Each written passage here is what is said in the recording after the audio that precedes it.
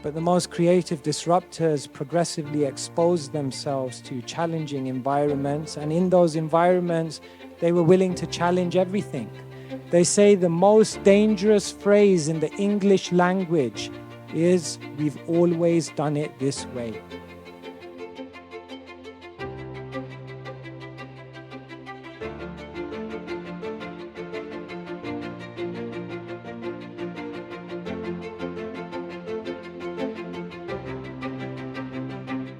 So good evening, everyone. Thank you so much. I'm really happy to be with you here this evening. My name is Keshava Swami.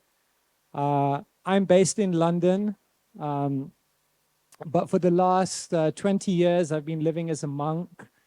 And for the last, I guess, 3 or 4 years, I've been more of a world traveler. So traveling to different places in Europe, in Africa, now venturing out to America. And in different forums, just trying to share spiritual wisdom in hopefully a way that's relevant, in hopefully a way that's applicable to your life, and hopefully a way that's logical and rational and inspiring, and a way that can help you to live a better quality of life. And so we're going to do a little bit of that today. We're going to be exploring creativity. Do you feel a bit creative today?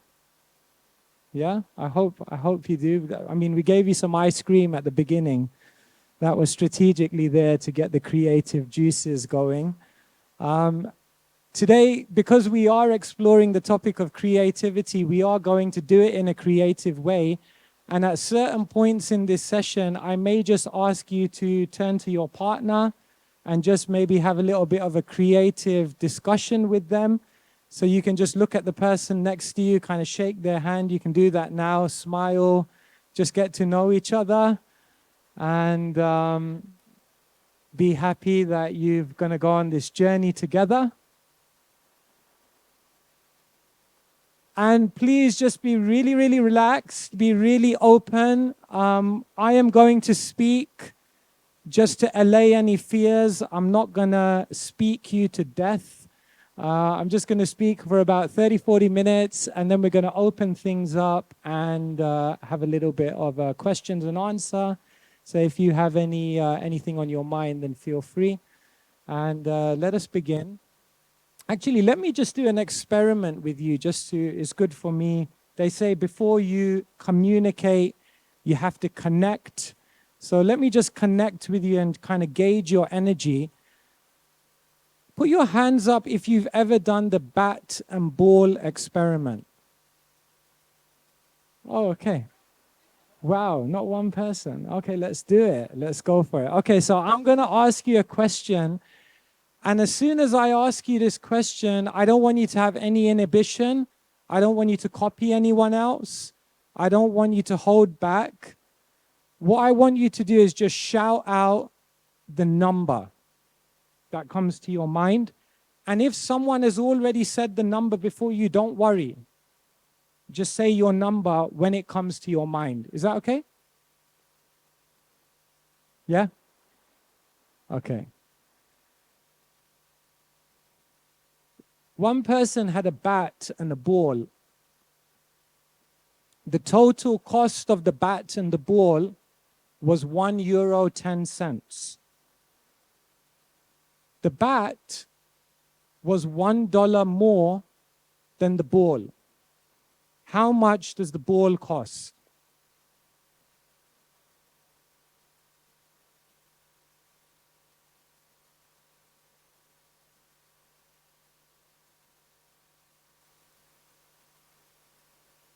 I only heard like 10 voices there.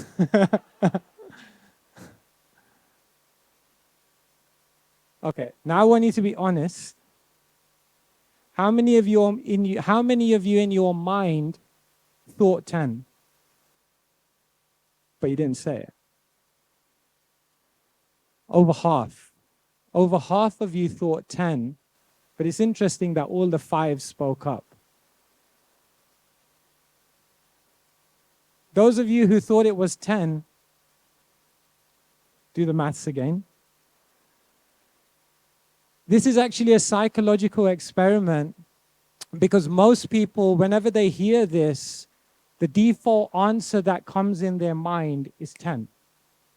That's the intuitive way, it seems, in which we just go. Because psychologists say that our mind is actually very, very lazy. Our mind tends to kind of gravitate towards the most comfortable, the thing that fits the easiest, the thing that requires the least amount of thinking. We tend to just jump into a standard default way of processing something. And therefore, most people, when they're asked this question, the default number that comes to their mind is 10. But actually, it's not 10, because if the bat is $1 more than the ball, then that means the ball is 5 cents. So today is about exploring creativity, exploring the capacity of our thinking mind, exploring that part of our subtle ability which helps us to find new things, to discover new ideas, to solve problems, to approach life in a different way, and hopefully to experience higher levels of what life can offer us.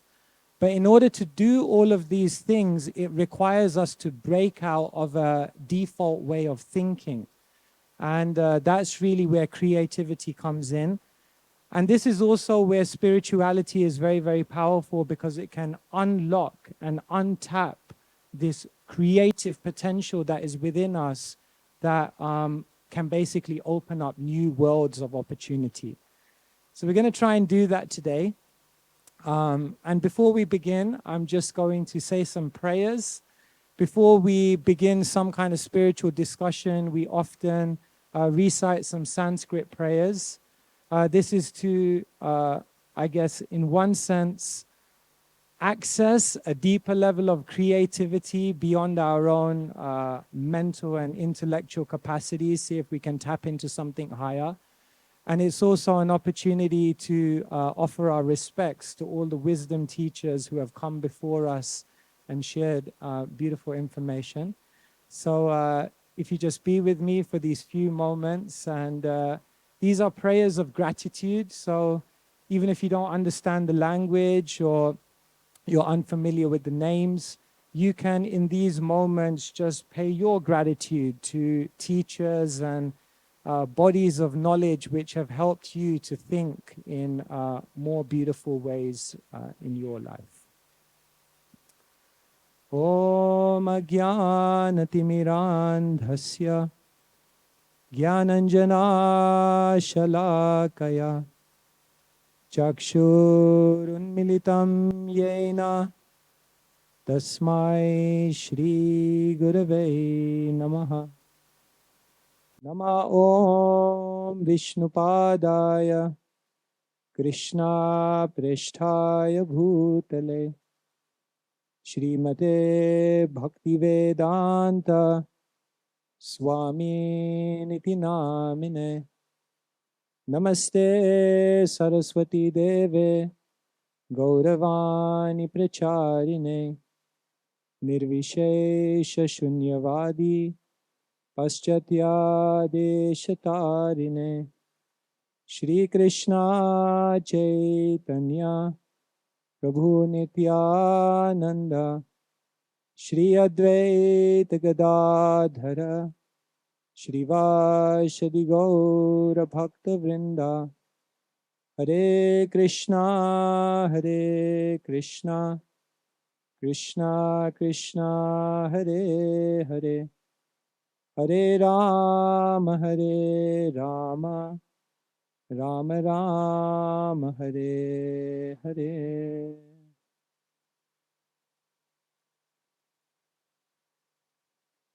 In the world today, sometimes they talk about the wheel of knowledge. And what they talk about in the wheel of knowledge is that if you consider all knowledge within creation to be contained within this circle, then it's explained that there's a small part of this circle which is what you know. That's the small part of, maybe this drawing is not to proportion, by the way. There's a small part of the knowledge in this world that we have access to, that we have interfaced with, that we have learned, and that perhaps we have applied successfully in our life. Maybe some of you are attending this university, and by attending educational institutions and interfacing with books and people, we expand what we know. And in this way, there is a part of the wheel of knowledge which is accessible to you. It's explained that then there's another part of that wheel of knowledge which is inaccessible to you at this time, but you're aware that you don't know this knowledge. In other words, that part of the circle that you know, you don't know. There are subjects in this university which you know you don't know, but you're at least aware that they exist and that there's an opportunity to interface with that knowledge should you decide that it's useful for you. But the very, very interesting thing is something which should really make us question, which is that the biggest part of the circle of knowledge in this world is not what we know. It's not what we know we don't know, but it's what we don't know we don't know. This could be a song. This is very, very interesting.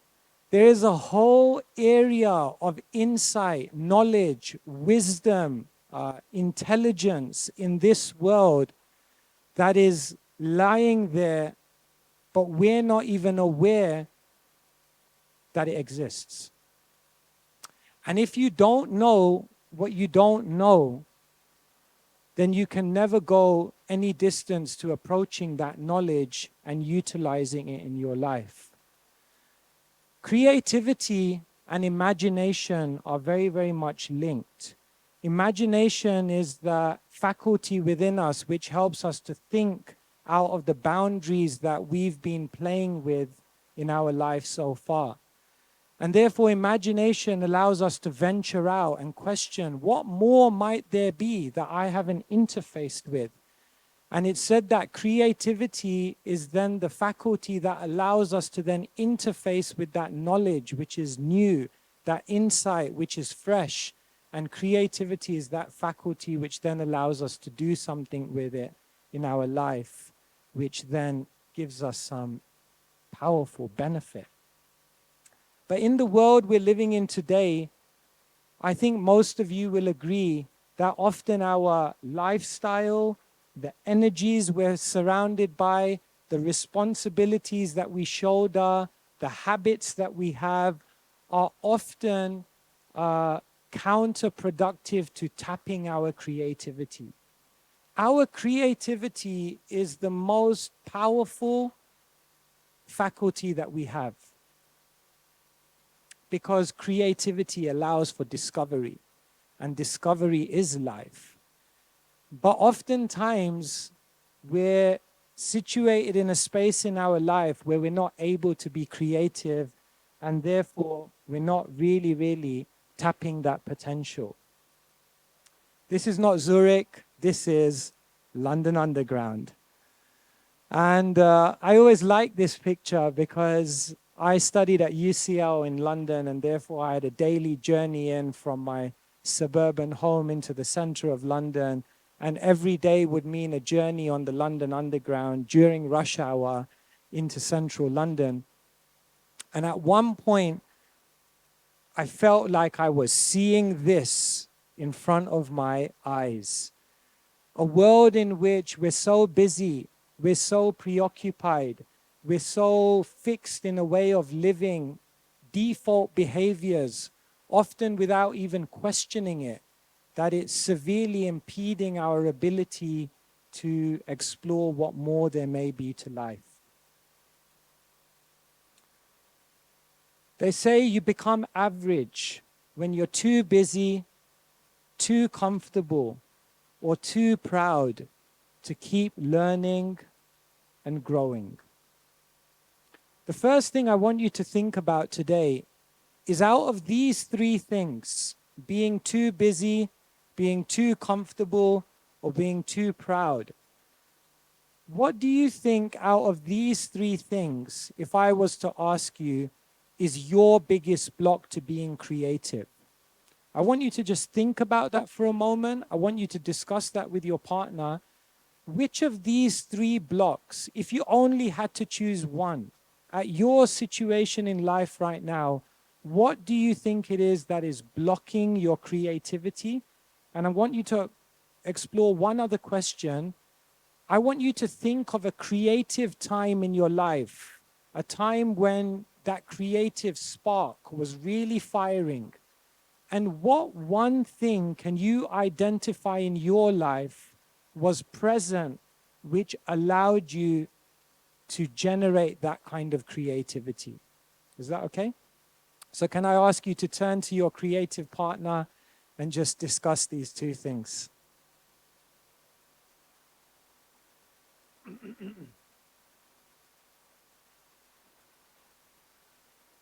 And just get your attention again. So thank you so much for engaging in your creative discussions. Yes, these are some of the enemies of growth. Being too busy, too many demands, too many responsibilities, too many pressures, too many things under the to-do list. Being too comfortable, not ready to take a risk, not ready to come out of a secure zone, having some inhibition to failure, and being too proud, a sense that I've got it down, I'm doing great, I've tapped it already, I have found the best way to function. I just want to get a show of hands, and you can only vote for one, just to get a sense from you, because this helps me as a speaker to understand you. How many of you feel time and the busyness of life is your biggest block to being creative? Okay. How many of you feel it's comfort? Okay. And I won't ask the last one because you might be too proud to admit you're too proud. But how many of you feel you're too proud? Okay, wow, so we got pretty equal split there. And thank you to those in the final group for being so honest. The rest of you will do a seminar in truthfulness. And I'm just going to come around, we're just going to come around with the mic, and I just want some of you to share, like, what were your most creative moments? Can some of you just share with us? That would be really, really useful for all the rest of us to know. When you were in a creative space in your life, can you identify something that sparked or that nourished or supported that creativity? Any brave souls want to share your creative spark with us? Yes, we got a hand here. And we got a mic coming for you. I know people don't like speaking on mics, but... Anyway, I will try. It was after my studies when I wasn't having any obligations, anything that I had to do. I wasn't like rushing after. Back then I started painting and I really enjoyed it, and I was kind of creative and I felt free because I had a calmness inside of myself. As I said, I didn't have any obligations. So that was my point where I felt like the creativity really popped. Really, really good point. When you have some breathing space in your life, when there's not a constant demand like we talked about, and when you just had some freedom to explore, because there weren't things which were boxing you into a way of functioning, that creates a creative juice. Thank you so much for sharing. Anyone else? Yes, here. Just give us a bit of time to come to you with a mic. Well, for me, it's actually pretty similar as well, but it goes a bit more further in the time, back in time. I think I've been feeling creative lately when I was a child, and I also had, as she said, less obligations, or more or less no obligations, and more free time, less stuff to do, less stuff to think about, concern about, less chores, and yeah, as a child. Thank you so much. You raise a really, really important point in creativity, that when we are having new experiences, when we're exposed to new surroundings or situations, then that gets us into a creative space as well. So for example, having a child, I don't have personal experience as a monk, but I'm sure that really is a new experience in your life. It's a new way of functioning, and it forces you to be creative. It forces you to alter your normal course of activities. Yeah, really good. Anyone else? Yeah. So I could go, Yes. probably. What I reflected on basically was I was most creative in mostly I was thinking in regards to problem solving. And then ironically enough, when I wasn't thinking about the problem, that was when I was most creative and things just came to me. I can't really explain it. And it was somehow like Okay. connected. And then I was like, yeah, that's it. And then you start thinking about it. But when I'm actively not thinking, that's when I'm most creative, at least for me personally. Okay, thank you for raising a point that I was going to talk about at the equinox of this presentation. But you're talking about something called, what they call in the world, intuition, or some kind of spark of creativity, which often comes at the most unpredictable moment. And we're going to talk a little bit about that. Where does that come from and how do we nurture that? But yeah, and you raised a really good point that creativity also comes out when we're faced with a problem. Because when there is obstacles, you're forced to think. How many of you hate speed bumps on a road? Right? Like, if there could be one thing that we could get rid of in this world, it'd probably be speed bumps. But speed bumps, why are they there? Because we have a tendency to just speed along down the road and become totally oblivious to our surroundings. But when there's a speed bump, you're forced to slow down. You're forced to be more conscious about how you navigate that. And in that obstacle, it's almost like a progressive disruption. In the world, they have a term called progressive disruption, that we think of disruption as bad, but it often helps us to think in more creative ways. So next time you have a problem, try to think about how it can allow you to be more creative. Thank you for sharing that. One more, maybe? Yeah.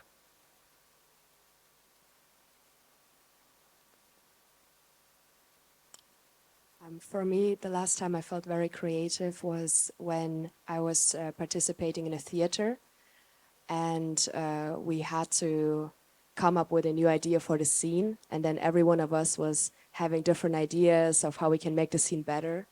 And so I felt being around people who share the same interest and have the same goal of making the theater better made me feel more creative and just having those different ideas.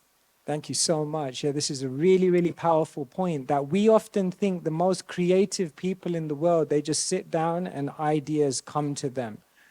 But oftentimes creativity is nourished and nurtured and inspired when it's fed and bounced off in a team.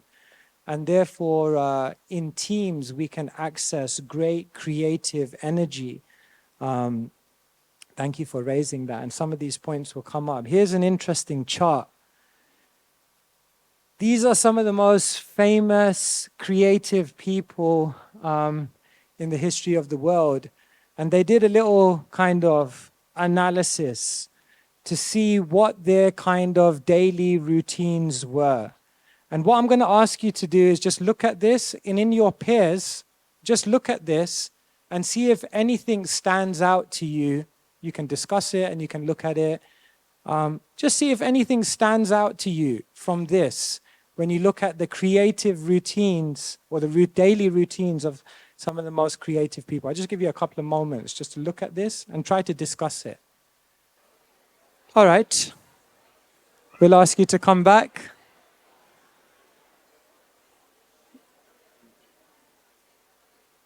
So some lessons there. We're going to come around and hear from all of you.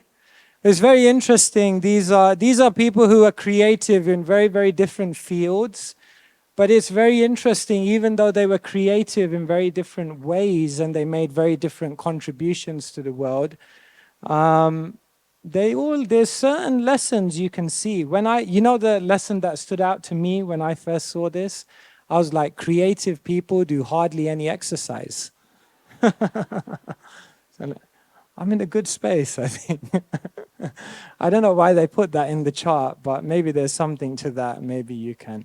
Yes, from you, anything, any lessons you learn when you see these charts, and if we were to draw some lessons from these creative people that maybe contributed to their creativity, what kind of unique lessons could you draw? Anything you want to share with us? Okay, here, we have someone here.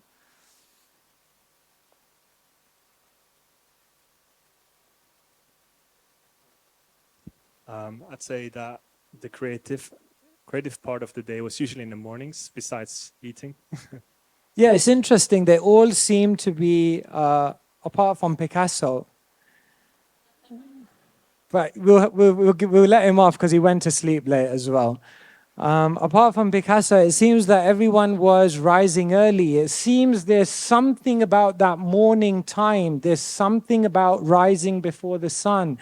There's something about that energy in the morning, which is powerful. Yeah, sorry, I interrupted you. Was that the one? Yeah, okay, yeah, they all seem to be early risers. And if you also look at how much they're sleeping, I won't ask you how long you sleep for, but you can see here that most of them were sleeping between 5 and 7 hours, which even medical science today says is about optimum for most people. Of course, we all are different, but there's a sense in which sleep, if it's too little or it's too much, they can both be counterproductive to creativity. Yeah. Any other lessons you see here you can draw from this? Any other things that stand out to you? We have a hand there at the back.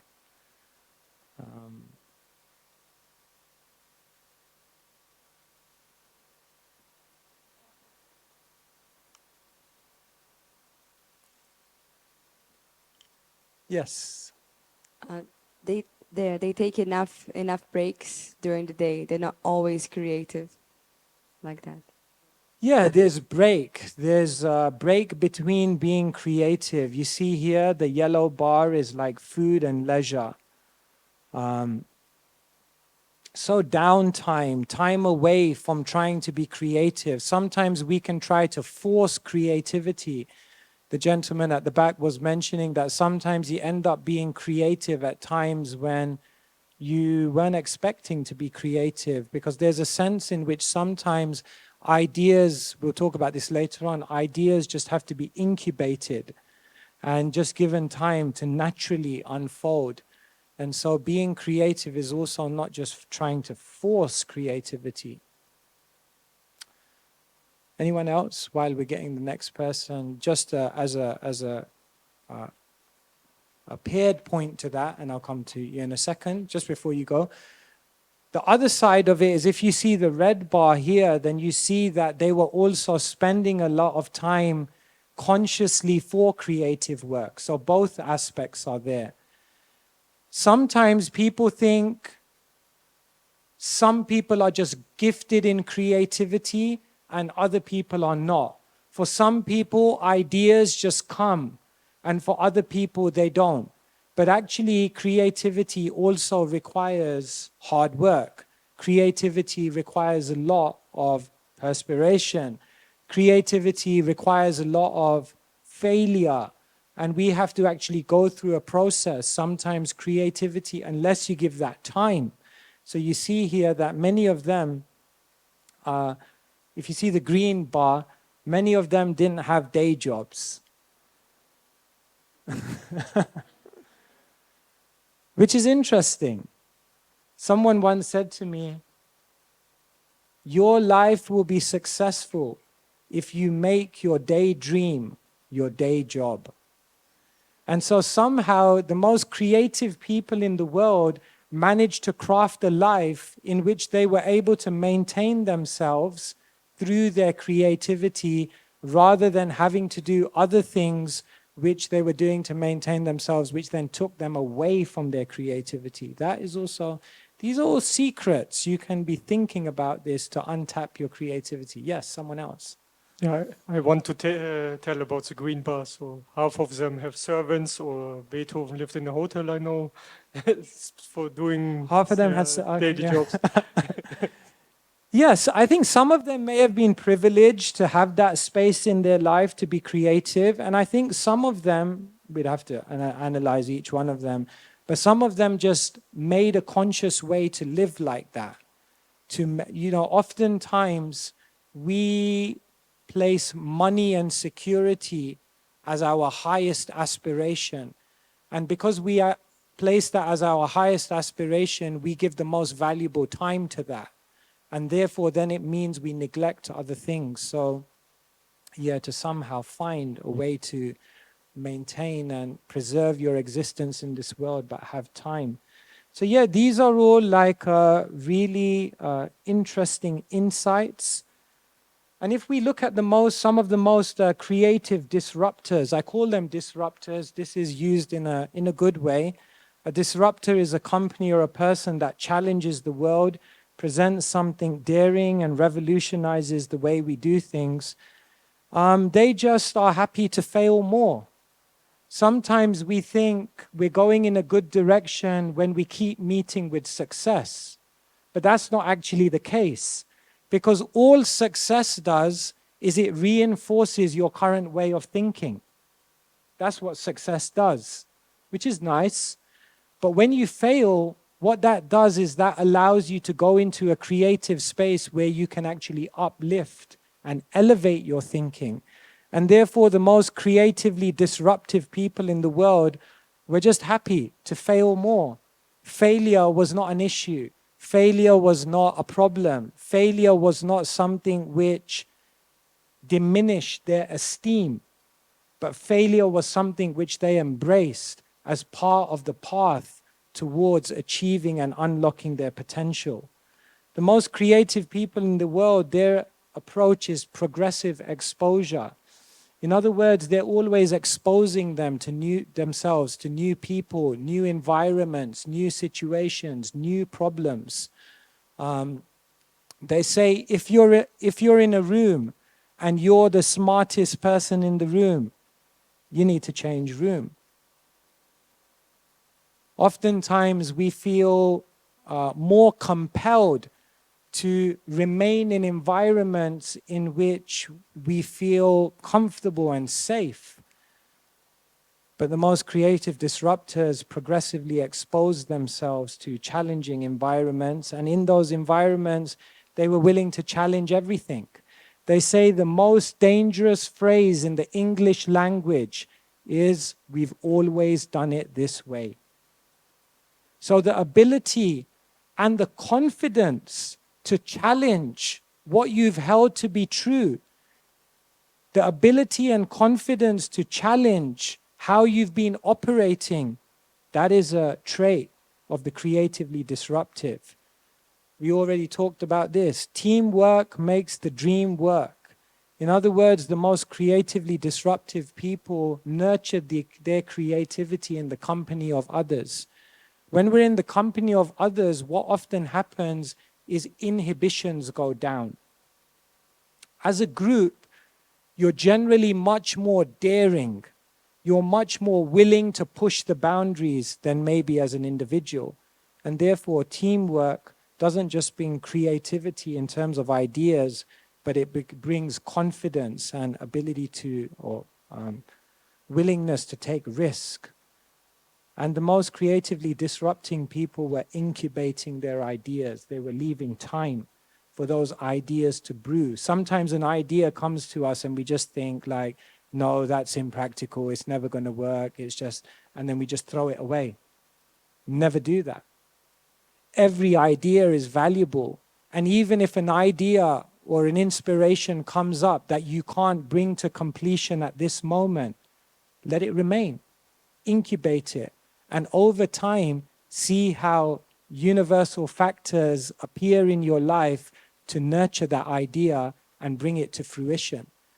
Some of the most powerful ideas in the world, they were not just conceived of and executed in a short amount of time.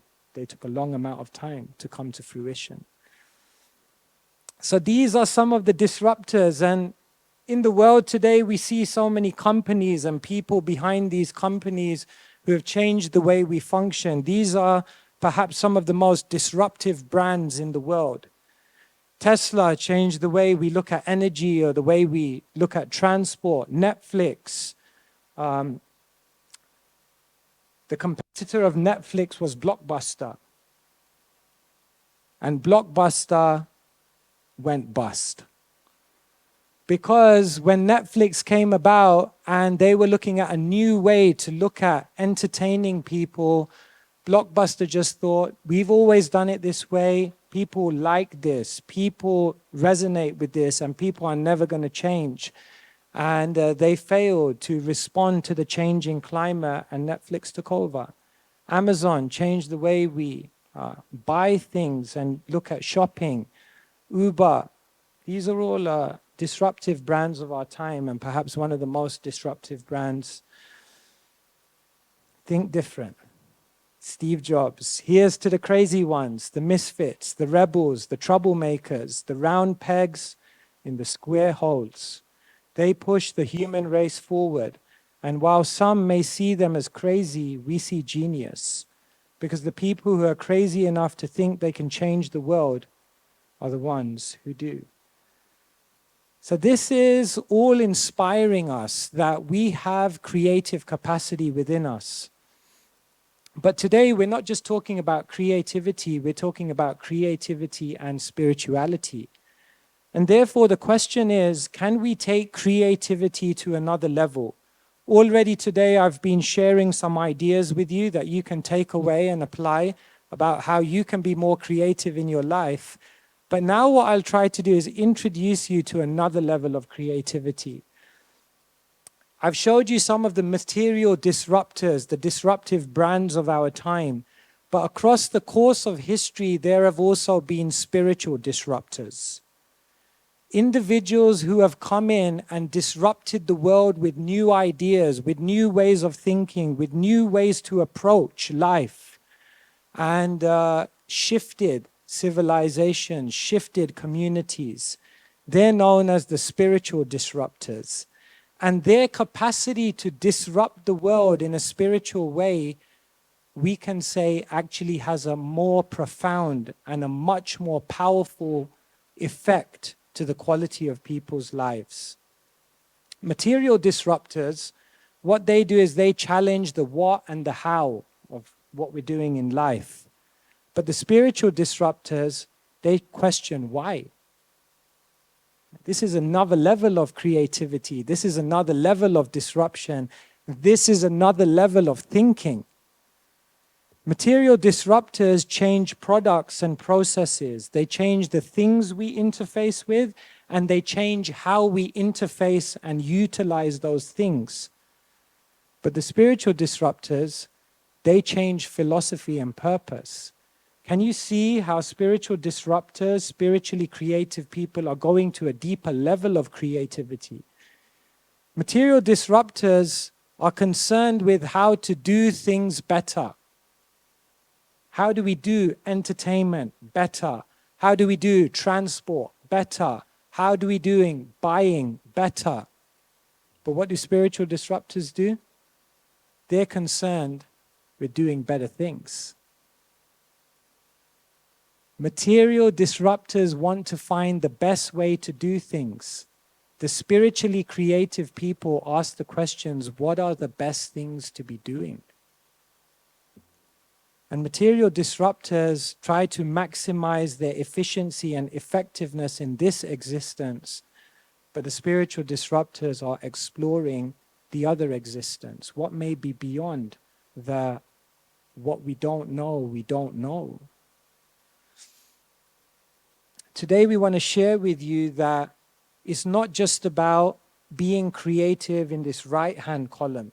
It's not just about being creative in this way. But if we do that along with being creative in the left-hand column, then it can actually lead, then our creativity can actually lead to a higher level of happiness, contentment, fulfillment. And this really, what we're sharing with you today is really what the message of the Bhagavad-gita is. Some of you may be familiar with the Bhagavad-gita. Is perhaps the most famous book of spiritual wisdom from South Asia. written in Sanskrit, spoken over 5,000 years ago. The Bhagavad-gita is a conversation between Krishna and Arjuna. And the conversation takes place on the battlefield. And if we were to look at it, basically Arjuna is faced with perhaps the biggest dilemma, the biggest obstacle, the biggest predicament of his life. And he has come to a point where he feels his thinking has become completely blocked. He's come to a dead end. He sees no way to progressively move forward. And we can say that what Krishna does in 700 chapters, acting as the ideal spiritual coach, is what he then does is take Arjuna's reservations, his deliberations, his difficulties, his dilemmas. And Krishna, what he does through the philosophy of the Bhagavad-gita is helps Arjuna to elevate his vision. And by elevating his vision and elevating his consciousness, he teaches Arjuna deeper and deeper ways in which to see his situation and more profound ways to think creatively. And so we can say the Bhagavad-gita, if you want to frame it in today's context, is basically a book about how to be creative in the most profound spiritual way. This is one of the verses from the Bhagavad-gita, a very, very beautiful verse. This is found in the 7th chapter. This is Sanskrit in Romanized characters. And just to give some of you a taste of what Sanskrit sounds like, I'll just say it in Sanskrit. Krishna says to Arjuna, Apareyam itastvanyam prakritim vidime param jiva bhutam mahabaho yayadam dharyate jagat. In the Bhagavad-gita, one of Krishna's main purposes and foundational purposes is to teach Arjuna about identity. Once we have a better understanding of ourselves, who we are, then we can understand what aspects of ourselves need to be unlocked and unleashed. And so what Krishna says, besides these, just to give you context, in the verse previous to this, Krishna is talking about the material elements that we see in the world, earth, water, fire, air, and so on. So Krishna says, besides the material elements that you see in the world, O Arjuna, there is another superior energy of mine, which comprises the living entities who are exploiting the resources of this material, inferior nature. What Krishna does is he opens up the idea to Arjuna that we are a non-physical, non-material, we are a spiritual, metaphysical entity. We are essentially consciousness. And as consciousness, we have an incredible potential, provided that we are able to identify ourselves as consciousness and not misidentify ourselves as material beings. As soon as we identify ourselves in our material sense, in our material machinery that we're using at the moment, this body, the mind, which are just apparatus. Krishna says to Arjuna, when you understand that you're something beyond that apparatus, and you try to unlock the potential of the soul, you try to awaken that pure consciousness, then you can access your ultimate creativity and unravel any situation that you face in life. So what the Bhagavad-gita is basically about is elevating Arjuna's darshan. Darshan is a Sanskrit word, and darshan literally means to see. But darshan, when we use it in this context, doesn't just mean the physical act of seeing something, but darshan and viewing extends beyond the physical act of seeing to comprehension and insight. Darshan refers to the direct and intuitive vision of truth and the nature of reality It is the lens through which we comprehend environments, events, and experiences. So darshan is basically your worldview, the way you see life, the way you see yourself. And so what Krishna is basically doing is helping Arjuna go beyond a physical and a mental identification of himself and access a philosophical and ultimately a spiritual vision which opens up his mind and his consciousness to what there may be beyond what he's immediately seeing with his eyes and through his sentiments. What we're proposing today and what we're just raising as a point of consideration is that as we begin to elevate ourselves up these stages, then we begin to open ourselves up to higher levels of creativity and discovery. Basically, where does my vision lie at the moment? Most of us, most people in the world are simply viewing the world through sentiments and their senses. But Krishna says your sentiments are coming from the mind, your subtle apparatus, and your sensual experiences are coming from the physical body, but you are beyond the physical and the subtle, you're spiritual. And so if we only see the world and interface through the world, through the senses and the sentiments, then our ability to explore will be limited. So what Krishna does with Arjuna is he starts giving him ideas, spiritual wisdom. He starts giving him philosophy, and he starts helping him to see through a body of knowledge, through a lens, which is almost allowing him to now go beyond just the material vision that he's been accustomed to. And so spiritual wisdom, scriptural traditions, wisdom teachers, what they are is basically a lens through which we can then begin to see what there may be beyond. And eventually, Krishna talks to Arjuna about awakening spiritual consciousness and then not seeing through the physical apparatus, but seeing the world as a spiritual being, as spiritual consciousness.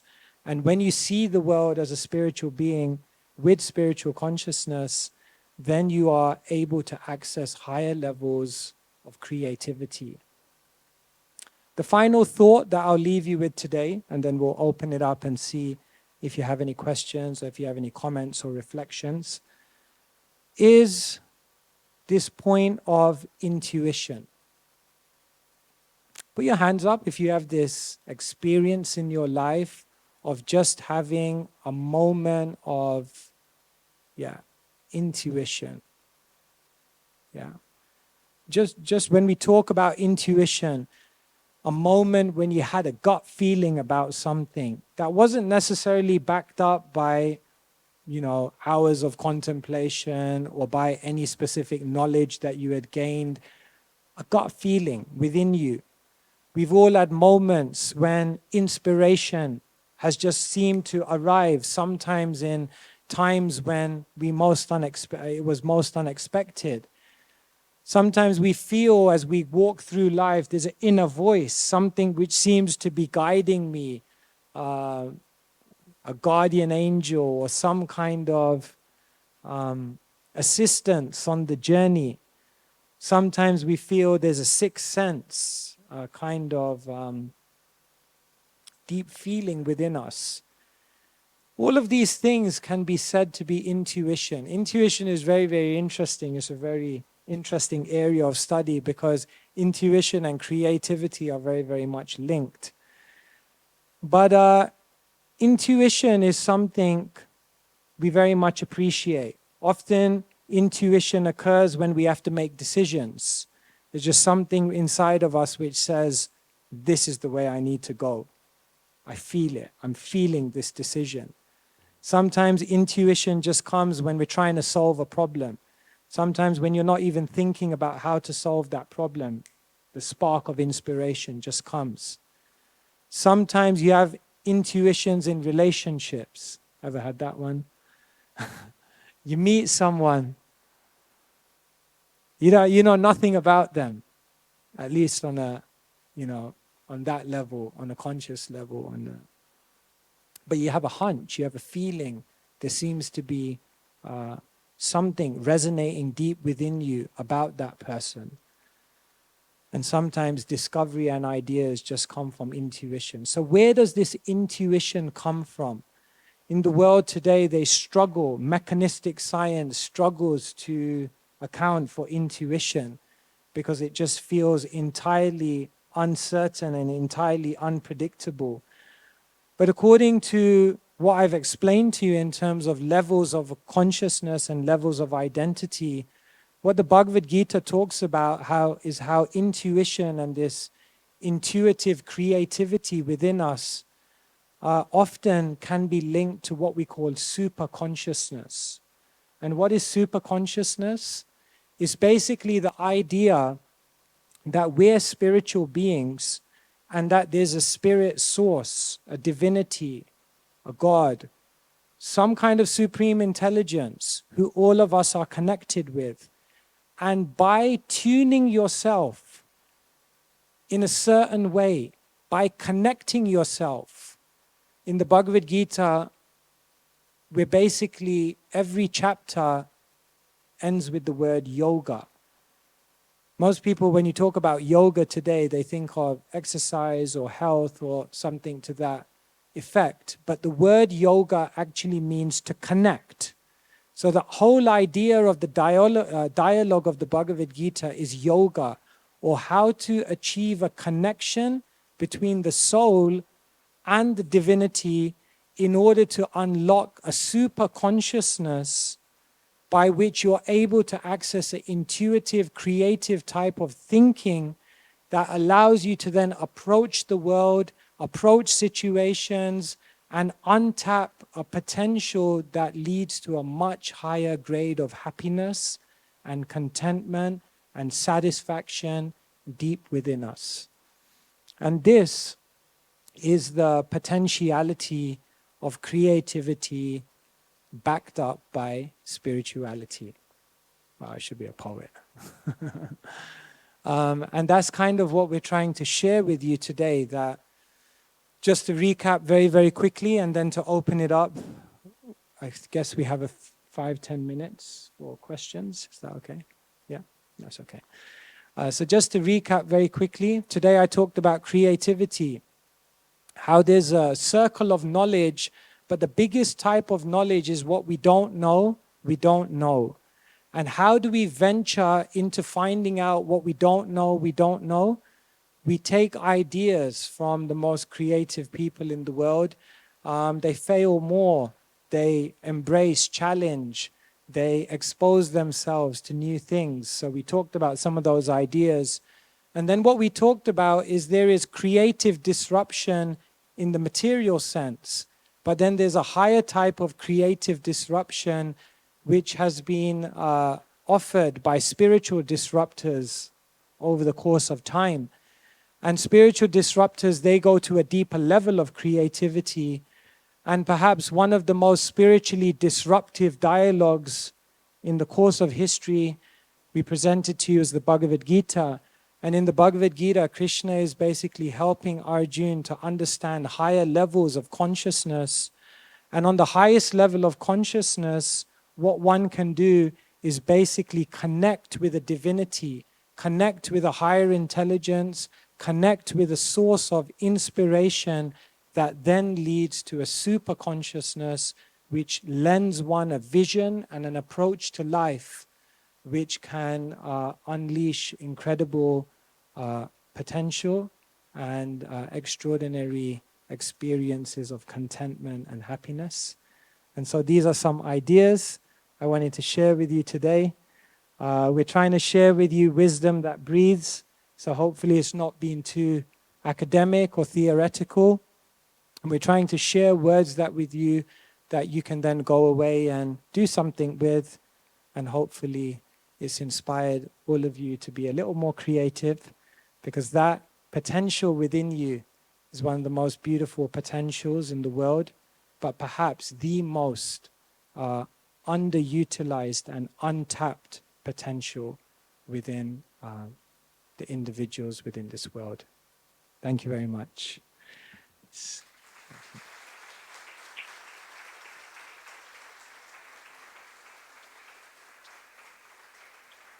So, thank you so much for being so patient and participative.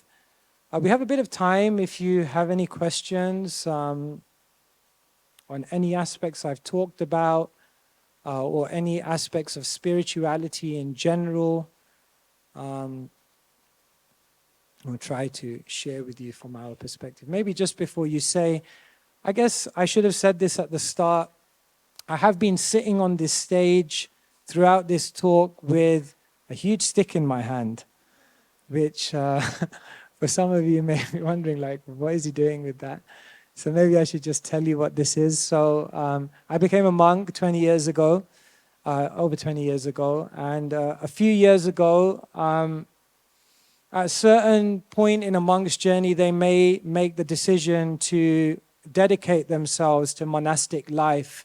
And at that time, many monks take vows of lifetime renunciation.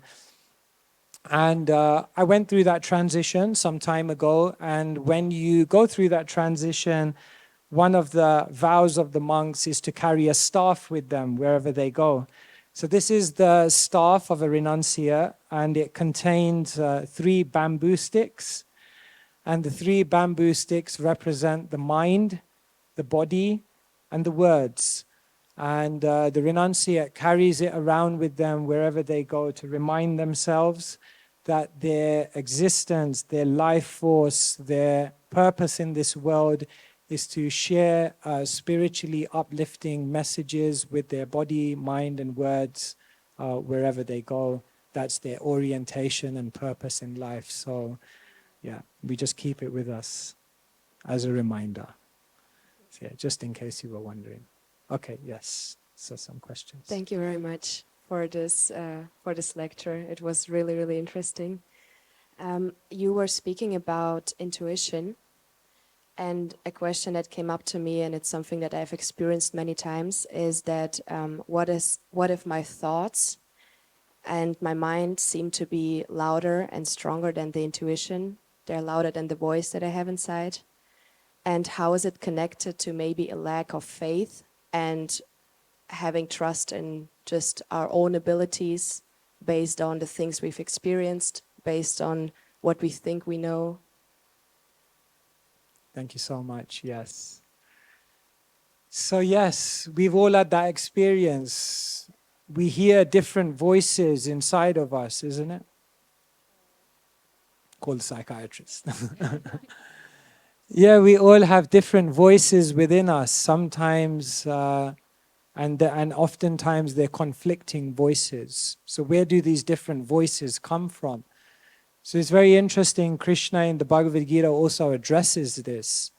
If you remember in that diagram I was showing you, there are different aspects to our identity. There's the physical, there's the mental, there's the philosophical, and there's the spiritual.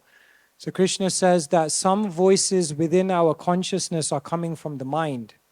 And the mind is not who we are. The mind is an apparatus that we're using. The mind is a storehouse of memories. And therefore, the mind is constantly coming up with impressions from the past. And therefore, many of the voices within us are coming from the mind. Often we experience that the mind can be very negative. The mind can be very limiting. The mind can be very discouraging. That's one voice. Then there's the voice of intelligence. The things that we've learned, the things that we've experienced, the things that we've been taught, that sometimes, may be in conflict with our emotions, but we know that's an important voice because that gives me an understanding beyond my emotions. So sometimes there's the voice of the intelligence. And then we can say there's also the voice of the intuition, the voice of the soul, which is connecting with the divinity and then experiencing that higher level of inspiration. And so one of the biggest problems in life is, how do you distinguish? where that message is coming from. Is it really intuition? Is it really super consciousness? Or is it just the mind? And so there are different ways in which we can ascertain the difference. Of course, Krishna says in the Bhagavad-gita that as we become more spiritually accomplished, then we will be able to identify the differences between these voices, because we will see where those voices are coming from, in the sense of, how can I explain this? Like, we'll be able to understand where a voice is coming from based on the effect that it's going to have. So one will know that these voices are coming from the mind because if I follow them, they're going to have this kind of limiting effect in my life. And one will become more and more familiar with the higher levels of voices that are coming through, because through experience, one will have seen that those are the types of messages which have led to growth, which have led to discovery. Of course, what Krishna also talks about in the Bhagavad-gita is having the help of others to bounce those voices off. In other words, we can, along with having intuition, we can always back up that intuition by getting advice and feedback and support from others. Because oftentimes, to bounce it off someone and to have their input helps us to also differentiate between them. So yeah, you're right. There are different voices of creativity within us, and it's important to be able to distinguish between them. Thank you. Thank you for that question. Yes. So I have a question there. Thank you. I have a question. Is that the moments I had less money, I became more creative. Does it have a connection? Pardon me, could you repeat the first bit? Yes, the moments in my life I had less money, I felt more creativity within me. The times when you had less money, you felt more creative. I guess it would depend from person to person. But yes, there can definitely be connections. Sometimes when you have nothing to lose, then you're ready to take more risks. Say for example, someone is in a very good job, they have a lot of money, then it's almost very difficult to think differently because that situation has kind of taken a hold on them. But when you have nothing, or when you have very little, then you also feel like you have very little to lose. So you're generally more willing to take risks. But when you have things and you have to risk losing them, then that inhibition comes in. So that could be a connection between, having less in your life, having less position, having less money, having less security sometimes. These things all can unlock creativity because there develops a sense within us of, well, nothing to lose. Let's try. It's true. So that could be a connection. I think also having money brings fear of losing money and of being in an existence of not having that, similar to what I was just saying. So sometimes that fear also can block creativity. So it's a very interesting point you raise, and I think if we were to do a creative brainstorm, then we could see that definitely there is a sense in which when we have material security, that can sometimes be counterproductive to creativity. And so, yeah, thank you. Thank you. Thank you for raising that. I have a comment directly to that. I think it may also be related to having more money usually leads to having more options for material distractions, and having more toys in that sense to distract us. We can have expensive stuff and go for holidays, and we can consume actually a lot. Yeah. And I think if we have less money, I mean, sufficient to sustain our life, but less money for material distractions, I think our toy is our mind, and I think we may get more creative because the possibilities are very limited, and accessing our mind and ourselves is usually free, like free in sense of it doesn't cost anything. So I think That's such a great point. Yeah. maybe a point. Actually, in our tradition, we have a saying, simple living, high thinking. And so there's a sense in which when there is simplicity in one's life, then it opens up an inner space. It's not just the fact that there are less options, which definitely helps, but it also means inside one is less distracted and one has more headspace. In the world today, they talk about something called satisficing. I don't know if you've ever heard of this, but it's the idea that some of the most creative entrepreneurs in the world, like say, for example, someone like Warren Buffett, what he does, he talks about this in his book, when he has to make really important business decisions, then what he does is he goes to the mountains and he takes like one pair of like jogging bottoms, like sweatpants, and he takes muesli, milk, and cookies. And he says, I wear the same thing and I just eat the same thing. And the simplicity of that helps me to save my mental and cognitive capacities to then engage in higher subjects and higher topics. Basically, in the world today, most people are suffering from decision-making fatigue. So what happens is we have so many small decisions to make. Like, what flavor of ice cream are you going to have? I don't know how many flavors we have there, but. So what happens is we're having to make so many small decisions over relatively inconsequential things that when it comes to thinking about the big things, we've basically become fatigued. And therefore, we don't have the capacity to really invest our cognitive ability in thinking deeply about that. And so there's a sense, thank you for raising that point, in which simplicity also can bring creativity. Thank you. Yes, you just tell me when we should stop. This is the last one, yeah.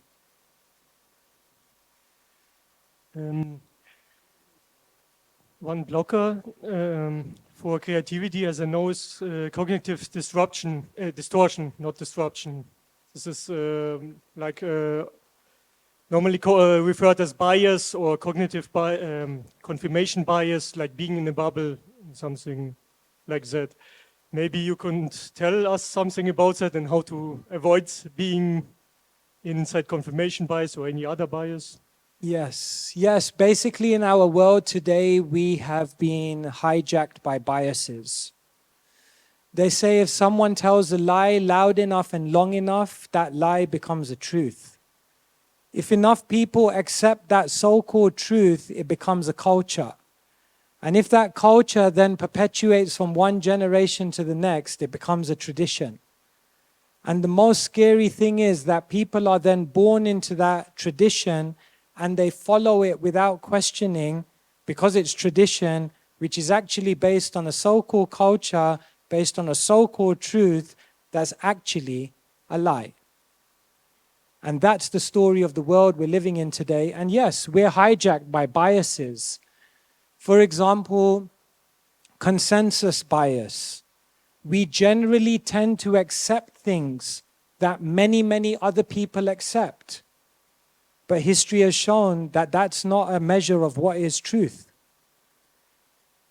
We have a anchoring bias. This is the bias by which the first thing we hear, we tend to place more importance on that, and it tends to become instilled within us, even when we hear many things after which rationally make more sense. The first, it's like you've never met someone and the person says, oh, you never met that person. You'll never guess what they're like. It's very difficult to then change your perception of that person because we have an anchoring bias. Another type of bias in the world is confirmation bias. We tend to accept things that already confirm what we've accepted to be true. But why does that lend any more weight to something being true or not? There is a self-serving bias. We tend to accept things that serve our purposes. That doesn't have any bearing on whether it's true or not. But if it serves my purpose, yeah, it must be true. There's a framing bias. I could go on all night about biases. There's a framing bias. You know what framing bias is? We tend to accept truths not because of the substance of what's being communicated, but because of the way in which they're framed.